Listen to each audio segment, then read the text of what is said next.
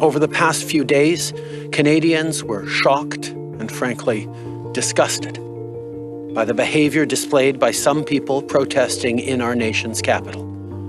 I want to be very clear. We are not intimidated by those who hurl insults and abuse at small business workers and steal food from the homeless.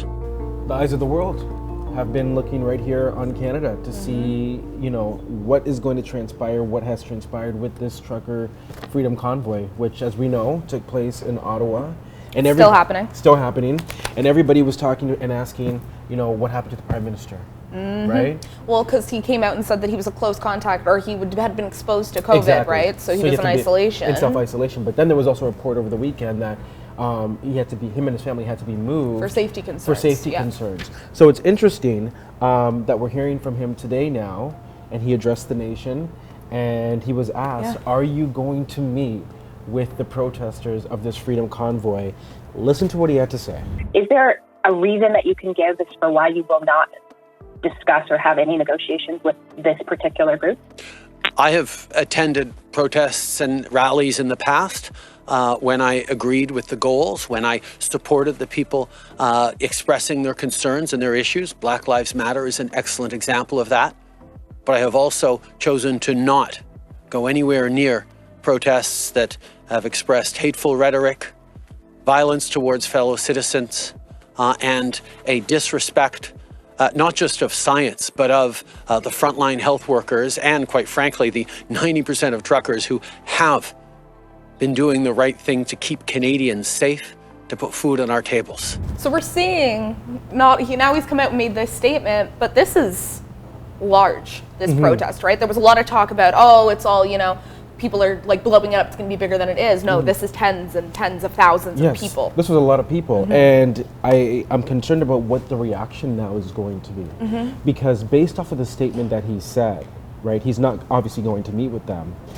Is that the way that the Prime Minister should respond? It didn't feel like it was a de-escalating of what's transpiring. And we're already I almost feel like things are now going to be escalated even further. Well, and we're already seeing that mob kind of mentality, right? Where we're seeing lots of maybe unsavory behavior would be the way to put it at the Capitol over the weekend. Yeah, and before we touch on that, because I do want to also highlight, the majority of the protests that took place over the weekend was peaceful. Like, we should highlight that. Well, 100%, right? The squeaky wheel always gets the oil. Whoever's making the most noise is getting the attention. Yeah, so. But I think for these protesters in particular, there has been a narrative out there that mainstream media isn't authentically covering the situation. And covering what they're protesting. And for people who may not know, what they are protesting are lockdown and vaccine mandates, along with COVID restrictions, pandemic restrictions, exactly. public health orders. So it's fair to say that it started when the vaccine mandate at the border came into play. For truckers. So they wouldn't be able to cross the border if they weren't fully vaccinated unless they were Canadian, and then they had to follow testing requirements and quarantine requirements.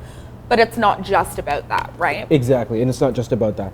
And the other thing that we have to talk about is, while yes, it was largely peaceful, this protest in Ottawa, there were some issues that took place. For sure. So we're seeing people reportedly dancing, stomping, even urinating on war memorials. So the Tomb of the Unknown Soldier. And Ottawa Police, they've come out saying that they are going to be, they are investigating incidences of the defacing of, for example, the National War Memorial, the Terry Fox Memorial as well. And then people being harassed at local shelters. Yeah. Right? So there was that incident as well where that local shelter, the name of that shelter is? Shepherds of Good, I believe. You got it.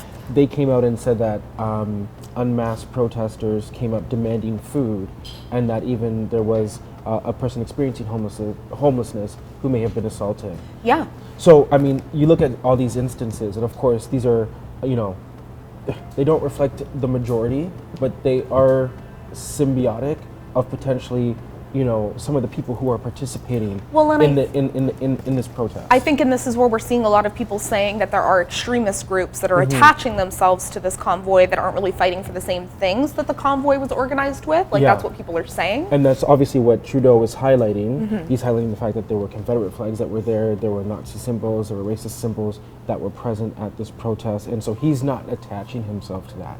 But I think the risk in all of this is that while there is that element, and I totally understand, like, we cannot give people like that a voice, a platform, or right? normalize those views.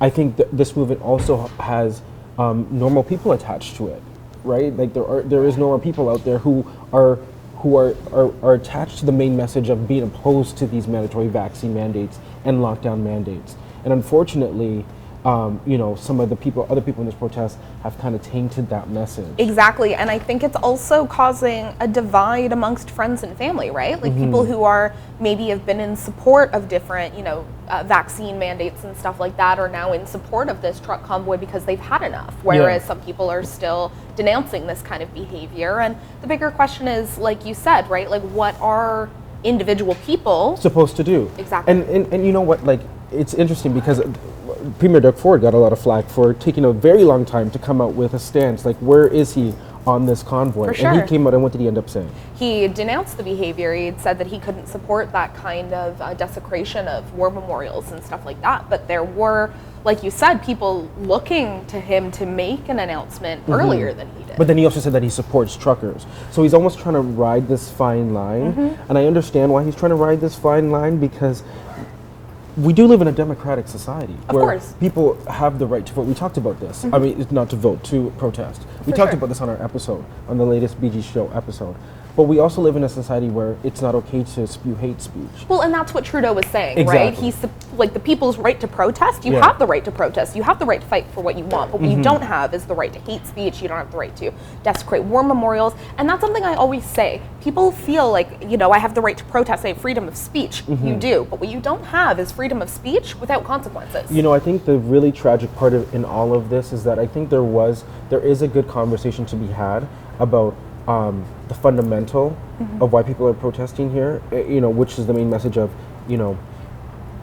were these lockdowns necessary? And I think it's okay to have that conversation, but it's really unfortunate that when there is a fringe part of this protest that is hijacking the message, and all we can do as a platform, as a news outlet, is highlight as many sides to the story as we can. Because there are so many sides to this story. And I think we did a great job. And I'm just gonna take a second, because there's been a lot of people who've been very vocal and critical in terms of how we've covered this story. And I don't think there's any merit to that.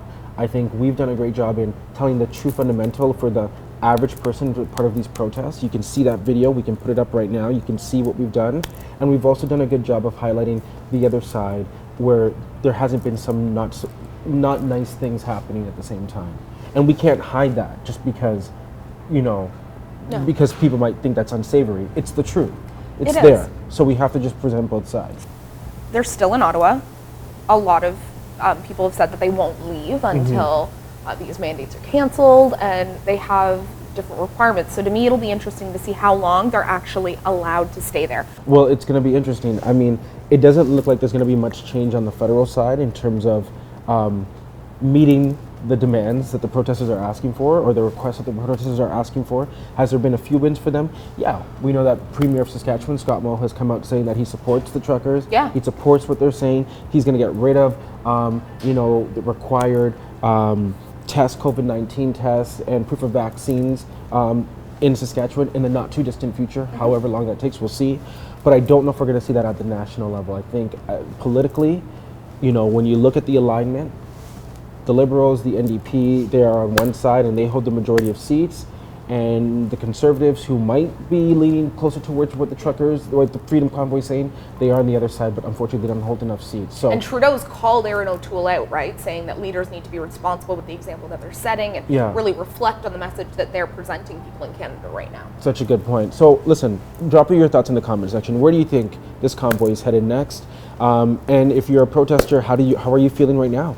Hearing what the Prime Minister had to say. We want to hear from you in the comment section. In the meantime, don't forget to subscribe to our channel, tap that notification bell, and make sure to follow us on all of our social media. Those details are in the description below. Thanks for watching. Hey BG Squad, thanks so much for checking out our channel. And listen to this, we have more great content for you, like this video right here and this video right here.